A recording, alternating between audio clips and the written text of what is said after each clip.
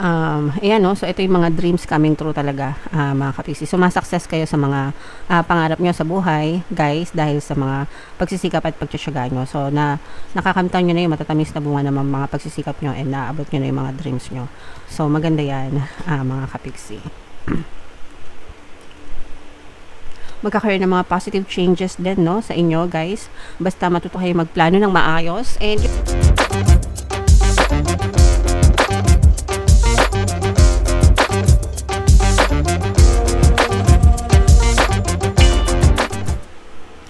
hello guys, hello Cancer, welcome back to Pinoy Pixie Tarot. Ang pamagat ng episode natin for tonight is monthly check-in para ngayong September, mga kapiksi, para sa Cancer, Sun, Moon, Rising sign and Venus. So, nahin natin tong deck na to, guys. Kung hindi kayo naka-resonate dun sa monthly reading nyo for September, panoorin nyo to, baka nandito yung energy nyo. So, unahin natin tong deck na to. Tingnan natin yung mga mensahe sa inyo, mga kapiksi.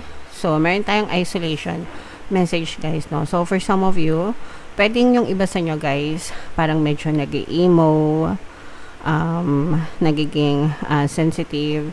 And ito naman, guys, I'm sensing na medyo natural ito sa mga Cancer, no? Because you are a water element. And may mga times, as a Cancer, kasi Cancer din ako, guys, no? May mga times talaga na parang gusto ko quiet time lang, me time lang, sariling time lang, mga kapiksi. And as an introvert din, di ko alam kung introvert kayo, parang I value my space of being alone so much. Okay, so I'm not sure if kayo din, mga kapiksi, ganong klase, but for some of you, pwedeng ganon din kayo, mga kapiksi, yung parang hinahanap nyo yung quiet time lang, yung me time lang, yung sarili nyo lang, mga kapiksi, without having too much interaction with some people. Sometimes, para sa akin, no, it helps para makilala nyo yung sarili nyo, mga kapiksi, and learn to enjoy things that you do alone. Kumbaga, parang may enjoyment din eh. Depende kasi yan sa perspective, no? Sabi ko nga sa inyo, bukod sa pagiging Cancer, introvert din ako. So, masaya ako na nag-iisa. I mean, masaya ako na sanay ako na mag-isa, mga kapiksi, yung hindi masyadong palalabas, hindi masyadong connected sa ibang tao, except sa inyo, mga kapiksi, okay? Alright. And so, for some of you guys, gano'n, no? Parang medyo ina-isolate nyo yung sarili nyo right now, Cancer. Yung iba naman, pwedeng nade-depress, to, with this depression energy, kaya parang gusto nyo i-isolate yung sarili nyo, is pwedeng nagkakaroon kayo ng depression right now sa buhay nyo, and gusto nyo ng me time, gusto nyo ng alone time, para makapag-isip-isip sa buhay nyo. So, yung one thing in common nitong dalawang energy na to is sadness, mga kapiksi. Sadness and loneliness. So, for some of you, sabi ko nga, medyo nag-emo, guys. Yeah, ako kasi, na-isolate ko yung sarili ko, pero hindi naman ako lonely, hindi naman ako malungkot. Sanay lang talaga ako na tahimik. Pero for some of you, guys, maaaring meron kayong nararanasan na malulungkot na bagay, that's why you want to isolate yourself, and medyo may depression din. So, sa mga ganitong panahon, I'm not sure if makakatulong yung loneliness, guys, especially kung may depression. Pero kung may depression kasi, it's much better to connect with other people. Kasi minsan, pag nag-iisa na lang tayo, kung ano-ano yung naiisip natin na gawin, no? Na makakasama para sa atin. So, when you are with a friend, with a close friend, or kahit na nakausap nyo lang, at least, mapapagaan yung sa loobin nyo, and hindi kayo makakapag-isip ng kung ano-anong bagay, mga kapiksi. And another message, this is because of betrayal for some of you, mga kapiksi, no? Pwedeng nade-depress din kayo dahil sa betrayal ng ibang tao. And maaaring this is also one of the reason kung ba't ina-isolate nyo yung sarili nyo, kasi pwedeng nagkakaroon na kayo ng trust issues, no, sa ibang tao, kasi naloko kayo, na-scam kayo, na-traitor kayo, mga kapiksi. And kung ano-ano pa. Okay? So, yeah. Maaring yun yung ugat ng inyong pagka-emo right now. So, kung it's okay, it's understandable mga kapigsi kasi mahirap naman talagang pagdaanan yung mabackstab kayo or maloko kayo, guys. Pero we can only do so much, and the next thing that we need to do para mais yung burden nyo is to accept and to forgive, mga kapiksi. Alright? Okay, so comment down below, Cancer, if feeling nyo naka-resonate kayo dyan, guys. So, shuffle natin to, guys. Hanapin natin yung energy nyo habang sinashuffle ko to. Panoorin nyo muna yung video natin regarding sa ating paano mag-manifest ng abundance video course. Kapiksi, sawa ka na ba sa mga struggles at hirap sa buhay mo? Masipag ka ba at masikap sa buhay ngunit hindi ka pa rin umaasenso? Ilang beses ka na bang nag-attempt mag-negosyo at mag-invest pero palagi ka pa rin nalulugi? Sa pagkakataon na ito ay maaaring may subconscious beliefs ka na nagiging balakid sa iyong pag-unlad at pagyaman.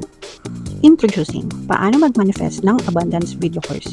Dito ay matututunan mong ma-overcome ang mga balakid mo para tuluyan ka ng umunlad, umasenso, sumagana, maging matagumpay, successful at maswerte sa iyong kabuhayan, pera, trabaho, negosyo, salapi at kaperahan ng bonggang-bongga.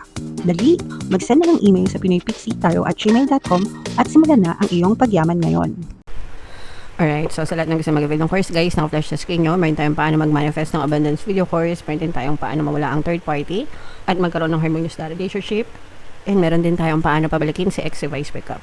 Sa mga interesado, guys, mag-send lang kayo ng email sa pinoypixie@gmail.com. So, Cancer, guys, kayo ay represent ng King of Cups sa ating spread. Latag natin yung spread nyo, mga kapiksi. So, this is both negative and positive, guys.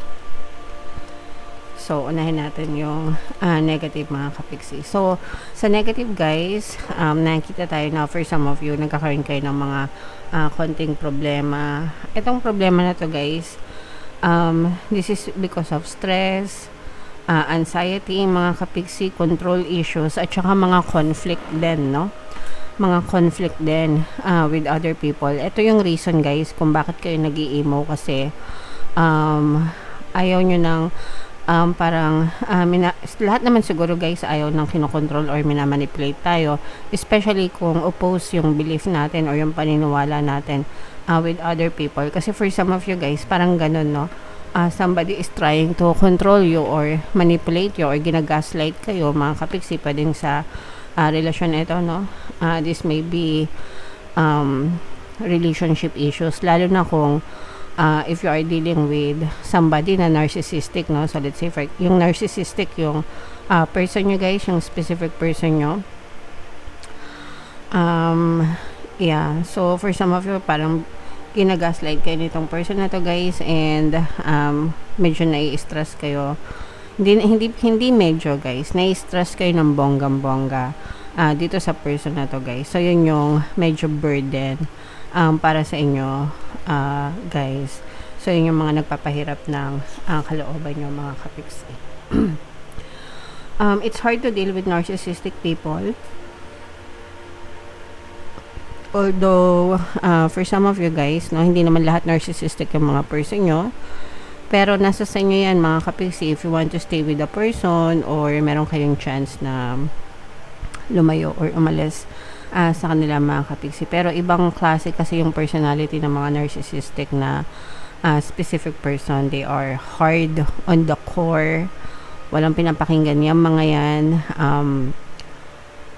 Sa sarili lang nila yung pinaniniwalaan nila. Sarili lang nila yung importante sa kanila. So if you kung matitiis nyo, bahala kayo. Bahala kayo, pero kung may option kayong umalis, kung gusto nyo, mga kapiksi, hindi nyo kailangan mag-suffer. Kung nagsasuffer na kayo ngayon, hindi nyo kailangan mag-suffer for the rest of your life. But it's up to you, mga kapiksi. Alright? Sa kaperahan naman, guys, yan yung nakikita natin, pero that's more on relationship issues, mga kapiksi. Ito naman, guys, is more on money, no? Kasi nakikita natin na yung iba sa inyo talaga nagtatagumpay, nagkakaroon ng magandang progress, mga kapiksi, sa kaperahan, no? nagbubunga, guys, yung inyong mga pagsisikap, nagbubunga yung mga paghihirap nyo, mga kapiksi, and for some of you talagang matatamis na bunga, harvest season, mga kapiksi. So, unti-unti mo nang natutupad yung mga dreams mo, unti-unti na kayong nagpa-progress, unti-unti na kayong umuusad, unti-unti na kayong sumasukses, mga kapiksi. So, i-mind nyo yan, guys, sa comment section. Mind, success, tagumpay, matatamis na bunga. Ayan, no? So, ito yung mga dreams coming true talaga, mga kapiksi. Sumasukses kayo sa mga pangarap nyo sa buhay, guys, dahil sa mga pagsisikap at pagtsatsaga nyo. So, nakakamtan nyo na yung matatamis na bunga ng mga pagsisikap nyo and naabot nyo na yung mga dreams nyo. So, maganda yan, mga kapiksi. Magkakaroon ng mga positive changes din, no, sa inyo, guys. Basta matuto kayo magplano ng maayos. And yung iba naman sa inyo, guys, parang may mga plano na, no. Kailangan nyo lang sipagan palalo para sa mga execution, mga kapiksi, yung ibig sabihin ng execution, yung effort nyo talaga, no, ng pagkilos, guys, para matupad yung mga plano nyo. Kasi it's okay na may plano tayo, pero kung hindi naman tayo kumikilos, wala din tayo makikitang resulta, guys, okay?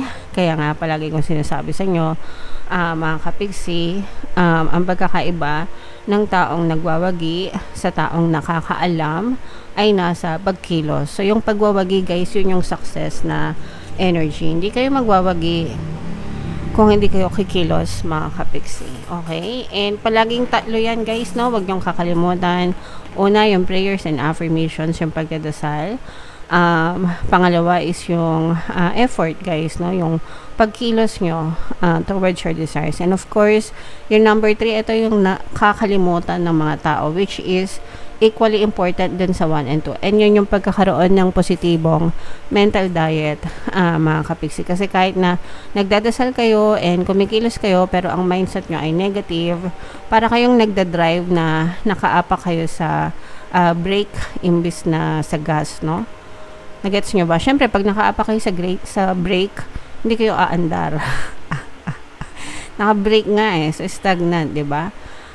Pero kapag nag-positive mental diet kayo, maapa kayo sa gas para umabante kayo and makarating kayo doon sa patutunguhan nyo, mga kapiksi. Alright? Okay, so comment down below, guys, if naka-resonate kayo and yung mga magaganda dito, guys, i-mind nyo na sa comment section. And for more tarot readings, ito yung playlist nyo. Ito naman yung ating success stories ng paano mag-manifest ng abundance video course. Click here to subscribe, guys. Thank you for liking, sharing, and subscribing. See you next time. I love you all. Have a nice day. Bye-bye.